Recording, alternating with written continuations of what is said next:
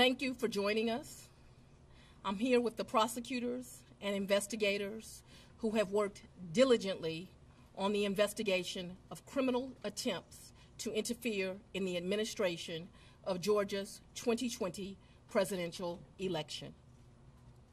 Today, based on information developed by that investigation, a Fulton County grand jury returned a true bill of indictment, charging 19 individuals with violations of Georgia law arising from a criminal conspiracy to overturn the results of the 2020 presidential election in this state.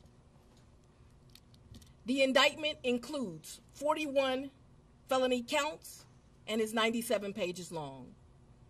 Please remember that everyone charged in this bill of indictment is presumed innocent.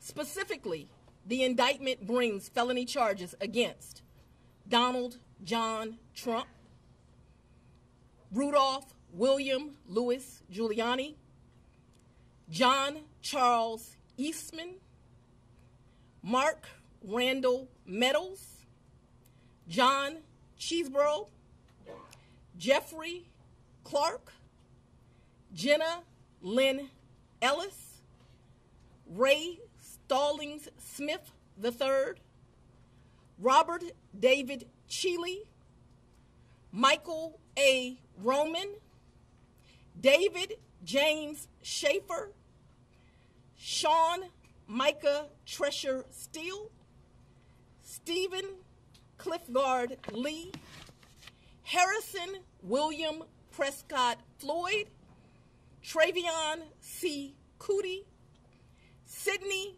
Catherine Powell, Kathleen Austin Latham, Scott Graham Hall, and Misty Hampton, also known as Emily Misty Hayes.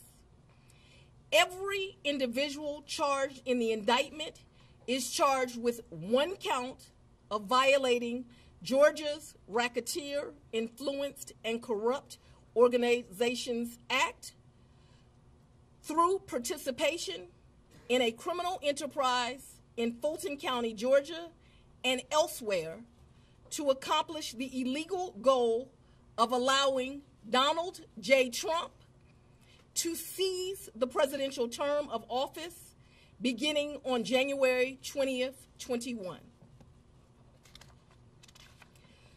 Specifically, the participants in association took various actions in Georgia and elsewhere to block the counting of the votes of the presidential electors who were certified as the winners of Georgia's 2020 general election. As you examine the indictment, you will see acts that are identified as overt acts and those that are identified as predicate acts, sometimes called acts of racketeering activity. Overt acts are not necessarily crimes under Georgia law in isolation, but are alleged to be acts taken in furtherance of the conspiracy. Many occurred in Georgia, and some occurred in other jurisdictions and are included because the grand jury believes they were part of the illegal effort to overturn the results of Georgia's 2020 presidential election. The acts identified as predicate acts or acts of racketeering activity are crimes that are alleged to have been committed in furtherance of the criminal enterprise. Acts of racketeering activity are also charged as separate counts in the indictment against those who are alleged to have committed them. All elections in our nation are administered by these states, which are given the responsibility of ensuring a fair process and an accurate counting of the votes. That includes elections for presidential electors, Congress, state officials, and local offices. The state's role in this process is essential to the functioning of our democracy. Georgia, like every state, has laws that allow those who believe that results of an election are wrong, whether because of intentional wrongdoing or unintentional error, to challenge those results in our state courts. The indictment alleges that rather than abide by Georgia's legal process for election challenges, the defendants engaged in a criminal racketeering enterprise to overturn Georgia's presidential election result. Subsequent to the indictment, as is the normal process in Georgia law, the grand jury issued arrest warrants for those who are charged. I am giving the defendants the opportunity to voluntarily surrender no later than noon on Friday, the 25th day of August, 2023. I remind everyone here that an indictment is only a series of allegations based on a grand jury's determination of probable cause to support the charges. It is now the duty of my office to prove these charges in the indictment beyond a reasonable doubt at trial. I would like to take a moment to thank the Superior Court Clerk, Shay Alexander, and her staff for staying late and making sure that this indictment was processed. I would also like to thank the men and women of Sheriff Labatt's office for keeping the courthouse open, but most importantly for keeping us safe over the weeks and months that have led up to this indictment, and for what I know they will continue to do to keep us safe. We also want to thank the Atlanta Police Department and other law enforcement partners who have worked with the sheriff to keep us safe. I will now take a very limited number of questions prior to going to sleep. Madam District Attorney. If you don't mind, Surveil 11 to 11 alive. Quick question. Can you clarify in Georgia the mandatory minimum when it comes to RICO charges, whether it's servable by probation or how that might play out? The RICO charges has time that you have to serve, so it's not a probated sentence.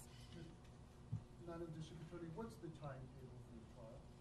What is the timetable for the trial? Yes. As you know, in this jurisdiction, trials are set by the judges, and so it will be the judge that sets the date of the trial.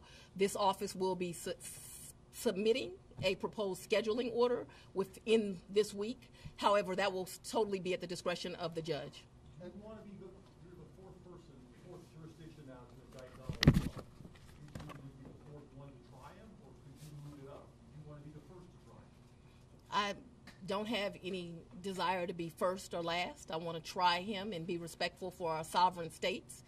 We do want to move this case along, and so we will be asking for a proposed order that occurs a trial date within the next 6 months. Madam District Attorney, earlier today there was a fictitious document, according to the Fulton County Clerk's Office, that was circulated online with charges against former President Donald Trump. That fictitious document matched exactly the charges that we now see in this indictment. Can you tell us more about that document leak? Because now you have the former president's lawyers who are saying that this is emblematic of a serious problem with your office. No, I can't tell you anything about what you refer to. What I can tell you is that we had a grand jury here in Fulton County. They deliberated till almost 8 o'clock, if not right after 8 o'clock. An indictment was returned. It was true billed, and you now have an indictment. I am not an expert on clerks' duties or even administrative duties. I wouldn't know how to work that system, and so I'm not going to speculate. Next question. Have you had any contact with the special counsel about overlap between these cases, and do you intend to try all of these defendants together? Do I intend to try the 19 defendants in this indictment together? Yes. Yes. And have you had any contact with the special counsel about the overlap between this indictment and the federal indictment? I'm not going to discuss our investigation at this time. I'm going to take. What do you make of the arguments made by former President Trump that this is a politically motivated indictment? I make decisions in this office based on the facts and the law. The law is completely nonpartisan. That's how decisions are made in every case. To date, this office has indicted, since I've been sitting as a district attorney, over 12,000 cases. This is the 11th RICO indictment. We followed the same process. We look at the facts, we look at the law, and we bring charges. Will When you tried this case yourself, Has the Ms. jury Willis? been cleared? Get down.